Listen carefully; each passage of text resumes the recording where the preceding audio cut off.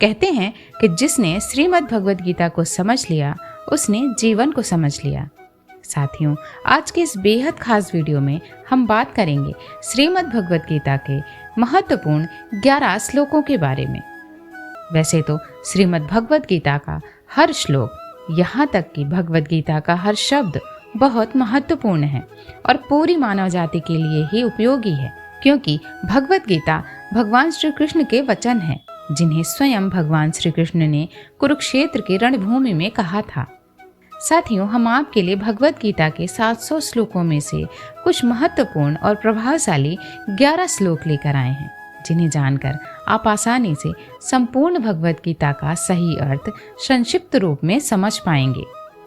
अधूरा ज्ञान हमारे जीवन में कभी काम नहीं आता, बल्कि यह सिर्फ हानिकारक होता है। इसलिए इस गीता ज्ञान को अंत तक सुने और हर सुबह और रात को सोने से पहले इन महत्वपूर्ण श्लोकों को अवश्य सुने और अपने बच्चों को भी जरूर सुनाएं।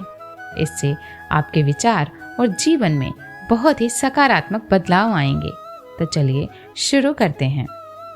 श्री कृष्ण कहते हैं कि जिस प्रकार इस शरीर में देहधारी आत्मा बचपन से युवावस्था और फिर वृद्धावस्था में जाती रहती है, उसी प्रकार मृत्यु के बाद आत्मा एक शरीर से दूसरे शरीर में चली जाती है।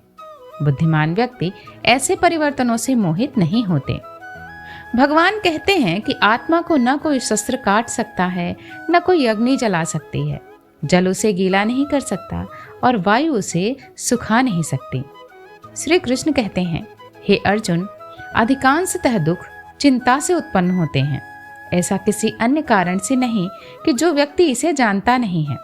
अगर वह चिंताओं से मुक्त हो जाता है तो सुख, शांति और सभी इच्छाओं से भी मुक्त हो जाता है। श्री कृष्ण यह समझाते हैं कि केवल कर्म करना ही हमारे हाथ में है, कर्म का फल हमारे हाथ में नहीं। इसलिए निस्वार्थ होकर अच्छे कर्म पर ध्यान देना चाहिए।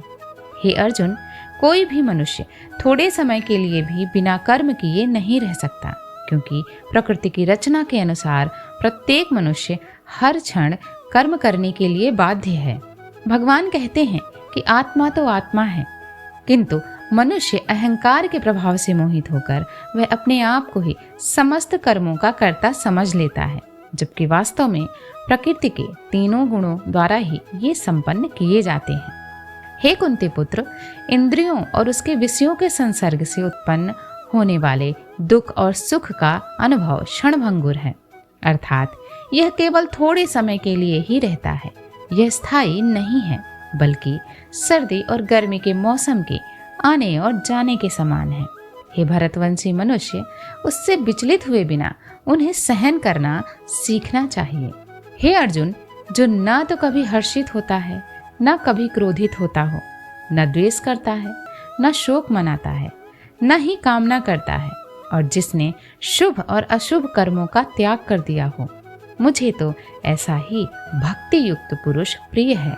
श्री कृष्ण कहते हैं कि क्रोध से मनुष्य की मति मारी जाती है, अर्थात क्रोध मनुष्य को पागल बना देता है, जिसके परिणाम स्वरूप स्मृति भ्रमित हो जाती है। स्मृति के भ्रम के कारण मनुष्य की बुद्धि नष्ट हो जाती है, और जब उसकी बुद्धि नष्ट हो जाती है तो वह स्वयं को भी नष्ट कर लेता है। हे अर्जुन, जब जब पृथ्वी पर धर्म की हानि होती है और अधर्म की वृद्धि होती है, तब तब मैं इस पृथ्वी पर अवतार लेता हूँ। हे अर्जुन, मैं संसार का उद्धार करने, दुष्टों का विनाश करने और धर्म की मर्यादा को पुनः स्थापित करने के लिए प्रत्येक युग में प्रकट होता हूँ। हे अर्जुन, विषयों का चिंतन करने से मनुष्य उनमें आसक्त हो जाता है। इससे उसमें कामना उत्पन्न होती है और कामनाओं में बाधा उत्पन्न होने से क्रोध उत्पन्न होता है। हे अर्जुन, जो व्यक्ति महापुरुष बनकर आचरण करता है, उसके संपर्क में आने वाले लोग भी उसी प्रकार आचरण करते हैं। वह जो सिद्ध करता है, संपूर्ण मानव समुदाय उसी के अनुसार आचरण करने का प्रयत्न करते हैं। भगवान श्री कृष्ण कहते हैं कि जो व्यक्ति भक्तों को गीता के इस रहस्य को आत्मसात करवाता है, उनके बीच इसका विस्तार करता है और प्रचार करता है, वह व्यक्ति मुझे बहुत प्रिय है। इसलिए साथियों, आप भी इस गीता ज्ञान को अधिक से अधिक लोगों तक शेयर करिए और कमेंट में जय श्री राधे कृष्ण लिखना ना भूलें। और ऐसे ही प्रेरणादायक वीडियो को देखने के लिए मेरे चैनल को सब्सक्राइब जरूर करें और पास की घंटी जरूर बजाएं। प्रभु श्री कृष्ण आपको हमेशा खुश रखें। जय श्री राधे कृष्णा।